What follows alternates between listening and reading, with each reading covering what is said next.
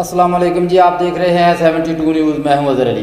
आज हमारे साथ सीनियर तजज़ियाकार इकबाल शाह साहब मौजूद हैं। इकबाल साहब, सबसे पहले अस्सलाम वालेकुम जी। जी वालेकुम अस्सलाम। इकबाल साहब, इमरान खान ने जो जेल भरो तहरीक का ऐलान किया है, आपकी इस बारे में क्या राय है? जी बिस्मिल्लाहिर्रहमानिर्रहीम। हर सियासी पार्टी अपने मुख्तलिफ मकासद हासिल करने के लिए मुख्तलिफ हरबे कह लें, टेक्निक्स कह लें, आजमाती रहती है। जी, इसलिए ये उनका भी हक है कि वो जेल भरो तहरीक का कहें, लेकिन कोई भी हिकमत अमली इख्तियार करने से पहले उसके मुतल्लिक पूरा गौर करना चाहिए कि ये स्टेप हम लेंगे, इसमें हम कितने कामयाब होंगे, कितने नाकाम होंगे, रिज़ल्ट क्या आएगा, कितने लोग जाएंगे। जी, बदकिस्मती से हो सकता है कुछ दोस्तों को मेरी इस बात से इख्तलाफ हो, पीटीआई वाले आज तक नाज़ो नहम में पले हुए हैं। इन्होंने कभी हालात की सख्तियां नहीं देखी। ये स्पेशल बिहेवियर के आदी हैं। हाँ, कुछ इदारों से स्पेशल बिहेवियर मिलना ख़त्म हो चुका है। अदलिया में अभी कुछ इनके सहूलतकार बैठे हैं जो मुख्तलिफ जराइम में इनकी ज़मानतें लेते हैं। मैं हैरान हूँ कि 2 दिन ये जेल में नहीं गुजारते और कोई इनके साथ ऐसा सलूक नहीं होता कि इनकी मुलाकात बंद होगी, इनके लिए वहाँ वीआईपी खाना, ये वो सब कुछ, क्योंकि हर जेलर को पता होता है कि इन्हें इतने दिन के बाद जब जज के सामने पेश करना है तो अगर इनके साथ कोई तशद्दुद किया जाएगा तो वहाँ ये बात आएगी, मेडिकल होगा, बहुत से प्रॉब्लम होते हैं। तो सरकारी मुलाजम बहुत सारी चीज़ों में मुहतात रहते हैं। लेकिन मैं देख रहा था वो जेलम का चौधरी जिसकी बड़कें आसमान पे थी, जिसका 2 दिन का चौधरी साहब जी 2 दिन का रिमांड था और 2 दिन जेल में गुजार के तो उनकी ज़मानत हो गई। तो वो काशिफ अब्बासी साहब के सामने रोने लग गए कि जी वो मैं 5 दिन बीवी बच्चों के बगैर रहा हूँ तो मुझे नींद नहीं आई, और उनके काशिफ अब्बासी साहब के साथ इंटरव्यू में आंसू निकल रहे थे। मैं हैरान हूँ कि इनके भरोसे पे इमरान खान जेल भरो तहरीक का कह रहा। देखें, जेल भरो तहरीक में आपके साथ कोई वहाँ नरमी नहीं करेगा। वहाँ आप जेल में जाएंगे, ननियाल में नहीं जाएंगे कि वो सुबह सुबह मुझे ब्रेड ला के दें, मैंने नाश्ता मक्खन से करना है, शाम में मैंने पिज़्ज़ा खाना है, रात में मैंने चिकन कॉर्न सूप पीना है। वहाँ जेल में तो खुरदरा फर्श भी होता है, मुलाकातें भी नहीं होती, कभी 24 घंटे के बाद खाना मिलता है, कभी 12 घंटे के बाद।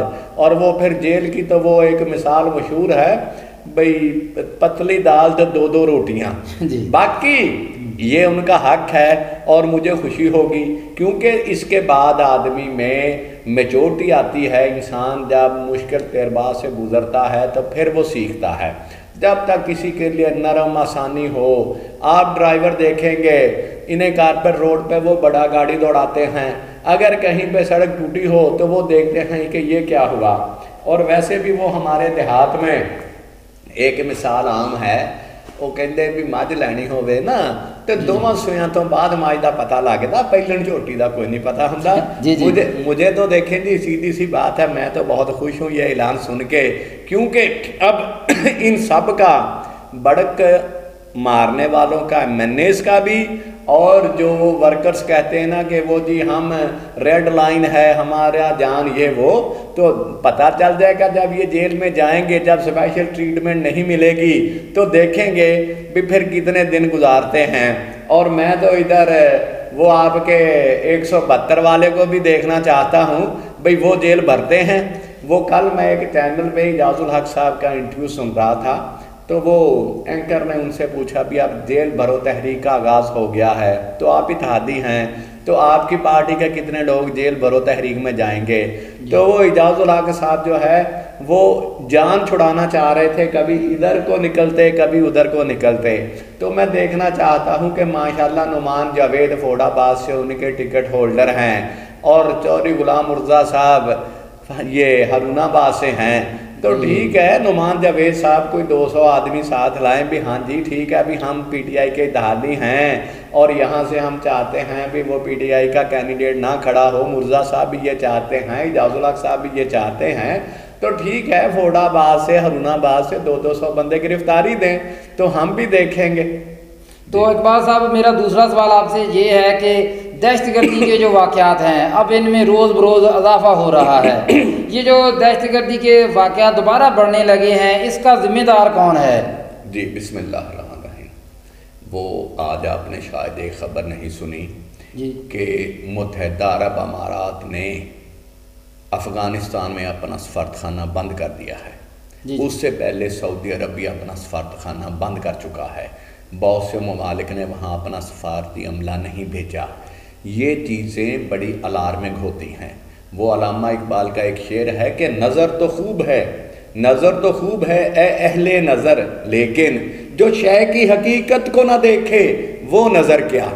बेमार का दुनिया में उभरती नहीं कौमें, जो ज़रबे कलीमी नहीं रखता वो हुनर क्या। ये हमने गंद किया है। हमें बैसियत कौम अल्लाह ताला से माफ़ी मांगना चाहिए और हमें हर वक्त तौबा इस्तग़फ़ार करना चाहिए और हमें अल्लाह पाक से वही दुआ करनी चाहिए जो अल्लाह पाक ने हज़रत आदम अलैहिस्सलाम को सिखाई थी। रब्बना ज़लमना अनफुसना व इल्लम तग़फ़िर लना व तरहमना लनकूनन्ना मिनल खासिरीन, कि ए मेरे रब, मैंने अपनी जान पे जुल्म किया है और ए मेरे रब, अगर तूने मुझे ना बख्शा, मेरी मग़फ़िरत ना की, तो मैं नुकसान उठाने वालों में से हो जाऊंगा। हमें बैसियत कौम ये अल्लाह ताला से तौबा इस्तग़फ़ार करना चाहिए। क्योंकि 1 लाख हमारे लोगों को, कत्ल करने वालों को, जो जेलों में कैद थे, जिन्हें सजाए मौत हो चुकी थी, इमरान खान और वो बेगैरत आरफ अलवी, जिसने सजाए मौत और उम्र कैद के लोगों को यूं साइन करके छोड़ दिया हमारे बच्चों पे दोबारा हमला करने के लिए, जिसे तहरीके तालिबान पाकिस्तान कहा जाता है। जब आपने उनके 50,000 दहशतगर्द छोड़े, वो किस लिए छोड़े? वो आप पे हमला नहीं करेंगे तो और क्या करेंगे? जो वाजिबुल कत्ल थे, जिन्हें फांसी पे लटकाना जाना चाहिए था, आपने उन्हें सियासी फायदे के लिए, इसलिए कि वो पश्तो स्पीकिंग हैं, आपने इसलिए इस मुल्क को तबाह कर दिया और रोज आपकी सिक्योरिटी फोर्सेस पे हमले हो रहे हैं। और आप अब क्या करेंगे? उन्हें जिन्होंने पहले कोई इंसानों वाला काम नहीं किया, आप उनसे तवक्को रखते हैं। मैं हैरान हूं लोगों पे कि जी इमरान खान की हुकूमत में हमला नहीं हुआ, मैं 10 कातिल छुड़ा के अपनी हवेली में बना देता हूं। वो उस वक्त हमला करेंगे जब मैं कहूंगा कि मुझे यहाँ कोई खदशा हो, मैं इलेक्शन हारने लगा हूं, तो आप दूसरों पे हमला करें। ये मेरे नजदीक वजीर दाखिला उस वक्त के वजीर खारजा, उस वक्त का वजीर आजम, उस वक्त का सदर, खैबर पख्तूनख्वा का वजीर आला, इन सब को 80,000 लोगों के कत्ल में, और अब जो हमारे 100 पुलिस वाले शहीद किए गए हैं, इससे पहले पुलिस चौकियों पे हमला हुआ, इन सब के कत्ल में इनका ट्रायल होना चाहिए। और अगर आपने ऐसा नहीं करना, खान साहब के दौर में तो वो दहशतगर्दी के जो हमले थे वो तो बिल्कुल बंद हो चुके थे, ये तो अब दोबारा शुरू हुए हैं। नहीं बंद, 1 मिनट, बंद हो गए। ये दहशतगर्दी कौन रहे हैं? वो बल्कि वो मैं एक नाम भूल गया था, आपके फैज हमीद, उनका ट्रायल होना चाहिए, जो वहां काबुल में खड़े होके बड़के लगा रहे थे। मुझे ये बताएं कि दुनिया में किस मुल्क के उनके साथ मरासम हैं और हम उनकी मोहब्बत में भागे भागे जा रहे थे, जो पहले हमारे 1 लाख लोगों को कत्ल कर चुके थे। हमने उन्हें छोड़ा ही नहीं, बल्कि जो अफगानिस्तान में पनाह गजीन थी, उन्हें यहाँ ला के हमने खजाने से उन्हें पैसे दिए। जब आप कातलों का सहूलतकार है, उस पे तो वो हमला नहीं करेंगे। हमला तो जाहिर सी बात है वो दूसरों पे करेंगे जो करवाएगा। जी, तो इकबाल साहब का तजज़िया आपने सुना। खुदा हाफ़िज़।